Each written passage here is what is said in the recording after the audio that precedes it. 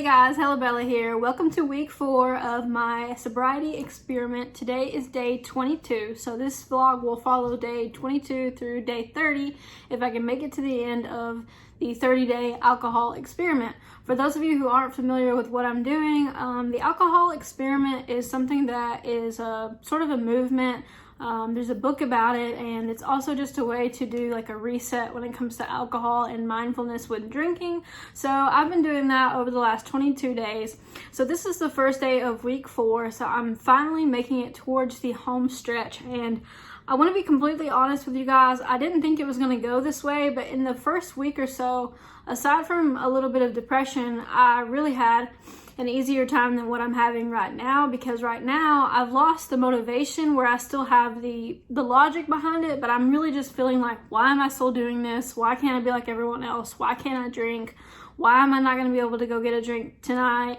Why can't I drink with my friends like normal people do? So all these thoughts have been coming into my head lately, and I really thought, why am I even vlogging about this? I don't want people to watch this. Like, this is embarrassing. People might see me fail. But really what you have to understand is that staying sober for 22 days is not really a failure. Even if I drank today and it was over, that wouldn't be a failure. It would just be a 22-day success and an experiment, and then you could either start over or assess where you are. So I think alcohol is one of those things where it doesn't really make sense, because we can say that you were sober for 3 years, but then if you drank for 1 day, you have to start all over again. Like, that just doesn't make sense. You still didn't drink for like over 900 days. So I think that it's kind of weird the way that we conceptualize alcohol in our society, and I kind of want to get away from that. But I do want to say I was having a lot of time to think today.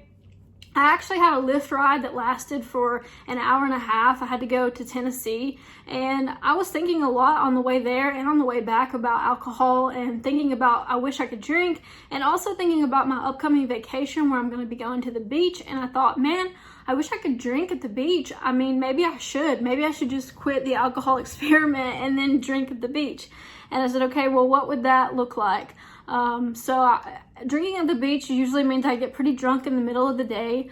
In the past, I have actually gotten so drunk that I lost my shoes and threw up on the way home from the beach.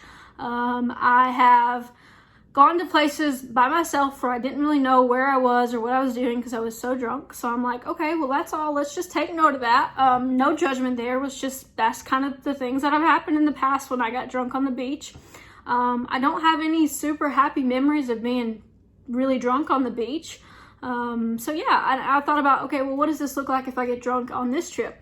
Okay, well, if I was going to go shopping, I'd probably buy 12 Coronas, like a case of Coronas.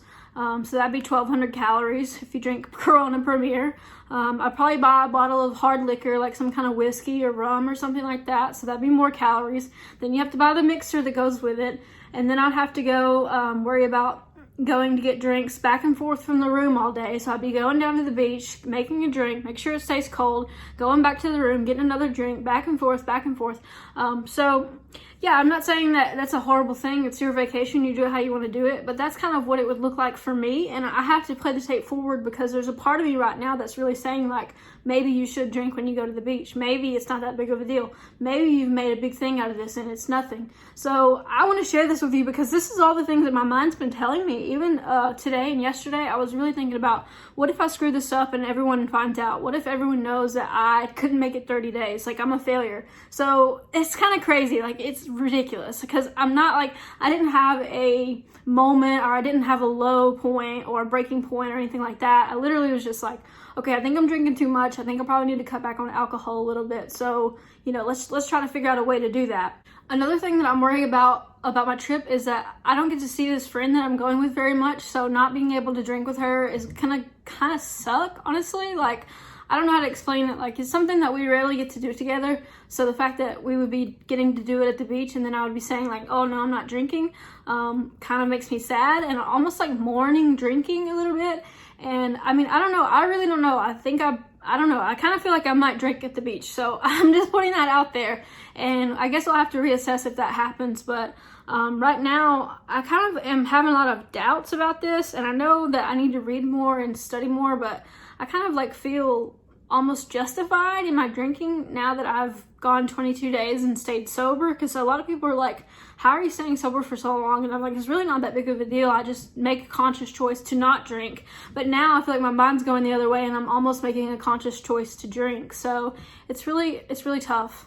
Tonight I actually have plans to meet with a friend.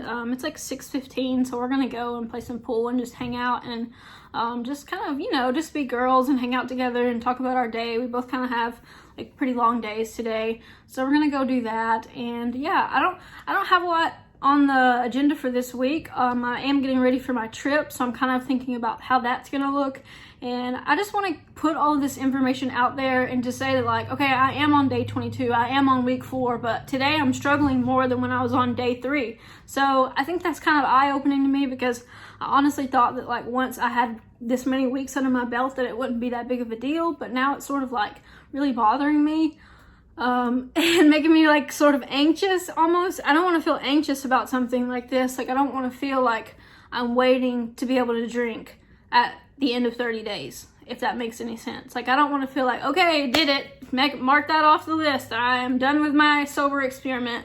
But at the same time, I've felt pretty good for the last few weeks, and I know I've done better at getting to the heart of things and my feelings. So I don't know. Oh gosh, I don't know. Anyways, I will catch you guys in another update probably tomorrow. I'm gonna think through this in the morning. Tomorrow's a new day. I don't plan on drinking today, so just know that I have no desire to drink today. I'm really just anxious about drinking in the future, and I think that's what's got me tripped up today. So yeah, thanks for watching this. I'll get back with you soon. What up, y'all? It's day 23 in my sober journey, aka alcohol experiment, and this is the 4th week. And I gotta tell you, this day was a lot easier than yesterday, but I've still got some stuff on my mind when it comes to alcohol, so I'm just gonna get into it. Yesterday in the video, you could probably tell that I was pretty anxious, and I think a lot of that has subsided. I tend to make things into kind of a big deal in my brain, and then they become a big deal everywhere else, and it's just a whole thing. So I really wanted to step back and look at how drinking on my upcoming vacation, what that would look like, what are the pros and cons. And yeah, I just kind of thought through it. That's sort of the type of person that I am. I'll make a pros and cons list for crazy things in my life, like ending a relationship or starting a new job or starting a new business. So sort of analytical in that way. I thought about drinking on the beach and how fun it would be, and how I would get to hang out with my friend, and how we would be able to relax and enjoy ourselves and kind of let loose and be silly. And I thought about it and I thought, well, we could probably do that without alcohol, you know? Is alcohol really the element that is making that happen? Is alcohol the thing that is allowing us to enjoy ourselves on a vacation? Or is alcohol simply something that we place there because that's the way it has always been? And so when we look at our patterns, it's kind of interesting to think about how, you know, on vacation, we just associate like going to the liquor store so we can get booze for vacation. Or at least my family would always bring some kind of alcohol to the beach. I mean, we weren't like getting sloppy drunk, but we would usually make like margaritas or something at the beach. Like, I have pretty fun memories of drinking at the beach with family. But at the same time, I think the memories were just because I was with my family and I was happy and we were having a good time and we were in a place that was somewhere that we weren't normally at. So ultimately, I don't know, you know, is it something that is going to happen when I go? I really don't know yet. I haven't made a conscious decision either way to drink or not to drink. I really did want to play it by ear. I've felt in the last few days that if I don't drink, it's not necessarily going to be because I can't drink. It's just mostly going to be a choice that I make. So either way, I think that this whole experiment has been really, really useful. But overall, I'm getting towards the tail end of it. Like, the book that I'm reading is even starting to kind of taper off. So I don't know. I'm kind of conflicted about it. I'm kind of conflicted in the way that I think that alcohol, while it is a negative presence in my life, is also something that I enjoy doing, I guess. I don't know how to explain it. Like, it's just something that brings people closer together and brings my friends together. But at the same time, I see all of the negative side effects of it too. So I really am totally conflicted. And I wanted to film this because isn't it funny how we start to rationalize things in our head? Isn't it funny how we can justify drinking on a vacation, then suddenly we're justifying drinking for brunch, drinking for birthday, drinking for holiday, drinking for celebration, drinking because we met our goals, drinking because we didn't meet our goals. So I think it's kind of easy to go down the rabbit hole. I am pretty confident that I will make it up until my beach vacation, but I'm leaving for that pretty soon, and I don't know if I'm going to make it through the vacation. So I don't know if I want to make it. Let's put it that way. I don't know if that's something that I'm willing to give up. And a lot of people have shared with me that when you are trying to cut back on alcohol or trying to quit alcohol, you typically will make a lot of attempts. I think most people who get sober try 8 to 12 times before they finally get sober. So I don't know if sobriety is the goal, but it's certainly something that has been in my mind for a while, especially with my frequency of drinking had increased over the years. So I am just going to keep going, and I wanted to share this with you guys. So hopefully it's not too crazy, not too much rambling, but I just wanted you to know what I feel like on day 23, week 4 of being sober by choice, just because I'm doing this alcohol experiment. And that is really what it is. It's a freaking amazing experiment. Like, if you haven't tried it, just go and try the book or try the online website with it, because I think it is really something to say, like, question what you're doing, question your patterns, question things that you do that are not necessarily good things that you do, but you've just been doing them so long you don't really think about it that much. So yeah, that's kind of where we're at. I will catch you guys soon. Hey guys, if you're watching this, it's been a couple of days, almost a whole week since I filmed, and I have quite the update for you on the alcohol experiment. So I did a lot of soul searching up until the day that I was leaving for my trip to the beach. I went to the beach for like 5 days total, and I did wind up drinking on my trip, and I drank like pretty much every day while I was there, so I kind of had to do a total reset. Before that, I had, I want to say 23 days of sobriety, almost 24, and what I've really learned from that is that it's really easy to get motivated in the beginning, but really hard to sustain motivation to see it through. I was trying to go 30 days without drinking, so I did not quite make it, but I did learn a lot, so I don't want this to be a downer of a video, because it was so helpful for me to try it. And even if you think that you can only make a week, or only make 3 days, or only make 15 days, or whatever you want to do, I think that doing your own alcohol experiment is still super helpful. One of the things that made me drink on my trip was seeing how it was normalized and how everyone else was drinking, so it really wasn't such a big deal, and I didn't drink to excess on my trip like I would normally do at home. It sort of felt like vacation drinking was more relaxed, and I sort of had drinks throughout the day instead of pounding a lot of drinks back at once. And there was days where I didn't really drink that much at all, but I still drank like every single day. I honestly don't think I've ever went through a vacation sober. It's really rare for me to go on a trip and not drink, especially when I'm with my friends or family and we're all having a good time. So I kind of knew that going into my trip, that I probably wasn't going to make it. But I do have 2 days under my belt now, and I don't know, I'm not really sure how I'm going to do it, if I'm going to do a reset or if I'm just going to sort of take this lesson. I am reading a new book actually on sobriety. It's actually kind of a cool book. It's called Sober Stick Figure, and it is a story about how someone got sober, and she draws in all of these funny little pictures in the book. So I'm enjoying that. I'm only about 45 pages into it. I just started it this morning, so I think it says something that I'm still listening to sober content and reading sober books. I think that this is still the beginning of something. I'm trying not to be super hard on myself, because I know a lot of people would take this as a failure, and I'm just seeing it as just something that happened. It's not really that big of a deal. It's kind of like if you're on a diet and then you overate, like you just start over the next day, or you start over after that meal, however you want to look at it. So driving to the beach for 6 hours on the way there and 6 hours on the way back, I actually had quite a bit of time to think about the role that alcohol has played in my life.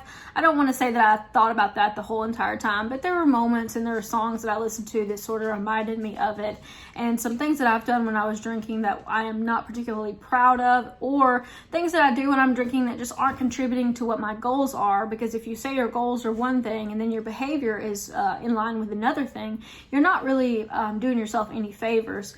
Actually, this month I just started a 50-mile challenge, so I'm going to either walk or run 50 miles in the month of August. I have 4 down, so a lot more to go. And I've also started a new habit tracker for the month. I do these every single month to kind of track my progress and track certain things like staying sober or going to work out or working on my different businesses. So you can see I'm pretty sunburned here. Actually, that's covered up with makeup, so it's even more sunburned than that. But I wanted to give you guys an update. I don't want to lie to you guys. It was really hard to make this video, and I sort of put off filming it, and I'm still like, I don't know. I don't really know what to say. It's really hard when you are sharing something so personal, because when it's going well, you're thinking, you know, this is a great video, people are going to get a lot out of this. And when it starts to go downhill, you're like, oh my gosh, I shouldn't even post this. Like, people who are recovering don't need to see this, because then they're going to, you know, relapse or something. But whatever, you know, we all slip up, we all make mistakes. So I kind of see it as a way of looking at alcohol. Is this 24-day experiment has really taught me a lot about myself, especially with my tendencies to overdrink and to binge drink. And I'm just going to keep working on it. And I think that this is something that I don't regret doing, and I don't think I'll regret posting about it. I really appreciate you guys watching. I don't know how I will do this in the future, but for now, I think that this has been an experiment. Like I said, I did read the alcohol experiment, so that was sort of the one reason that I wanted to do this, but I also just wanted to see if I could challenge myself for 30 days. So it looks like August's challenge is going to be sort of a running challenge or a walking challenge. So yeah, I hope that you guys all are doing well. If you have tried a sobriety experiment, please leave your experience in the comments section below, because I'm always curious to see how other people's sobriety experiments go. As well as that, you can give this video a thumbs up if you liked it and you appreciate me sharing my story, and subscribe to the channel if you haven't already. I make videos about all types of things, and as I learn and grow in the world, I want you guys to follow along with me and just see how it goes. So thanks so much for watching.